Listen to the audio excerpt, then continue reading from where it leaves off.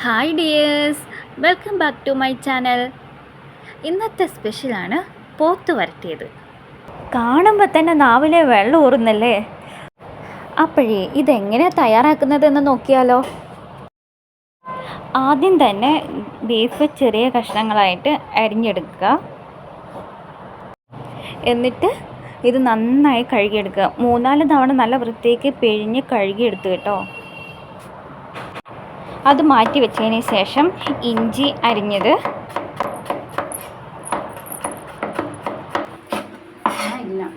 പച്ചമുളക്, പിന്നെ വെളുത്തുള്ളിയും കൂടി ജാറിലേക്കിട്ട് നന്നായിട്ട് അരച്ചെടുക്കുക.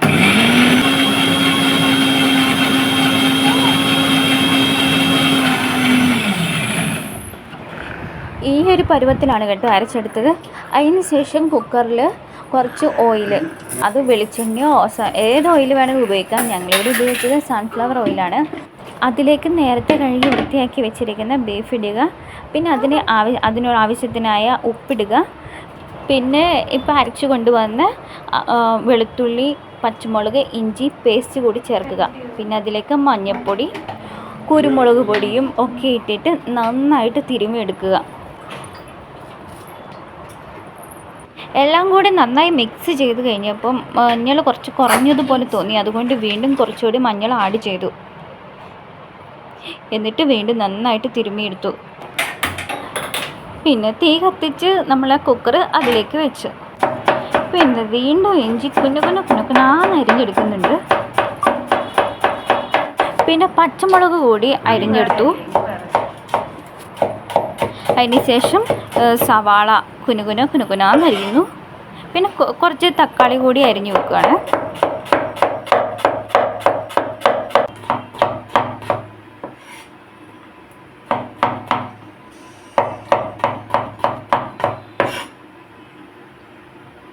പിന്നെ പാൻ ചൂടായതിന് ശേഷം അതിലേക്ക് ഏതെങ്കിലും ഒരു ഓയിൽ ഒഴിച്ചിട്ട്, വെളിച്ചെണ്ണയോ സൺഫ്ലവർ ഓയിലോ അങ്ങനെ ഏത് ഓയിൽ വേണമെങ്കിലും എടുക്കാം കേട്ടോ. ഞങ്ങളിവിടെ സൺഫ്ലവർ ഓയിലാണ് എടുത്തിരിക്കുന്നത്. അതിലേക്ക് എണ്ണ ചൂടായതിന് ശേഷം അതിലേക്ക് മല്ലിപ്പൊടി, മുളക് പൊടി, മഞ്ഞൾപ്പൊടി ഒക്കെ ഇട്ടിട്ട് നന്നായിട്ട് മൂപ്പിച്ചെടുക്കുക. നന്നായി മൂപ്പിച്ചെടുത്തിട്ട് ഇത് മാറ്റി വെക്കണം. അത് മൂപ്പിച്ചുകൊണ്ടിരിക്കുമ്പോൾ തന്നെ വേണ്ടി ആദ്യത്തെ വിസിൽ വന്നു. ഞങ്ങളിവിടെ 8 വിസിലായിട്ട് അടിച്ചെടുക്കുന്നത്. ഈ മസാലകളെല്ലാം മൂത്തതിന് ശേഷം ഞാൻ ആ പാത്രം വീണ്ടും കഴുകി വൃത്തിയാക്കി അതിലേക്ക് ഓയിൽ ഒഴിച്ചു. അതിനുശേഷം അതിലേക്ക് വെളുത്തുള്ളി, പച്ചമുളക്, ഇഞ്ചി ഒക്കെ ചോപ്പ് ചെയ്തത് നന്നായിട്ട് മൂപ്പിച്ചെടുക്കുക.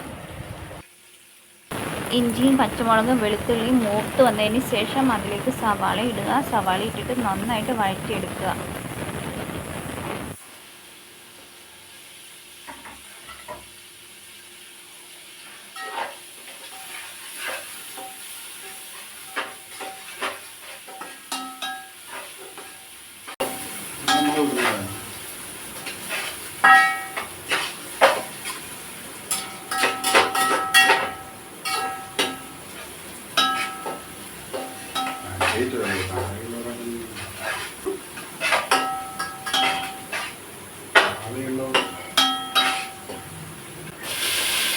സവാള വഴന്നു വന്നതിന് ശേഷം അതിലേക്ക് തക്കാളി ഇടുക.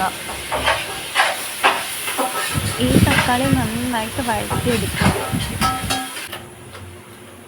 തക്കാളിയൊക്കെ നന്നായി വഴന്നു വരുമ്പം ഇതുപോലൊരു എണ്ണ തെളിഞ്ഞ് കാണുന്നു. പിന്നെ ഈ തക്കാളി നന്നായിട്ട് വഴന്നതിന് ശേഷം അതിലേക്ക് നമ്മൾ നേരത്തെ മാറ്റി വെച്ചിരിക്കുന്ന ആ മസാലപ്പൊടികളൊക്കെ ഇതിലേക്കിടുക. പിന്നെ അതിലേക്ക് ഇടേണ്ടത് വേവിച്ച ബീഫ് ഇടുക.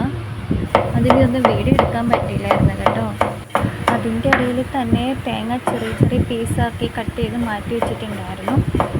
അതുകൂടി അതിലേക്ക് ആ ഗ്രേവിയിലേക്ക് ആഡ് ചെയ്യുക. അതിന് ശേഷം നിങ്ങൾക്ക് എത്ര ഗ്രേവി വേണോ അതിനനുസരിച്ച് നിങ്ങൾ അത് തിളപ്പിച്ച് വറ്റിച്ചെടുക്കുക. സ്വാദിഷ്ടമായ അടിപൊളി ബീഫ് കറി നിങ്ങൾക്ക് കിട്ടും.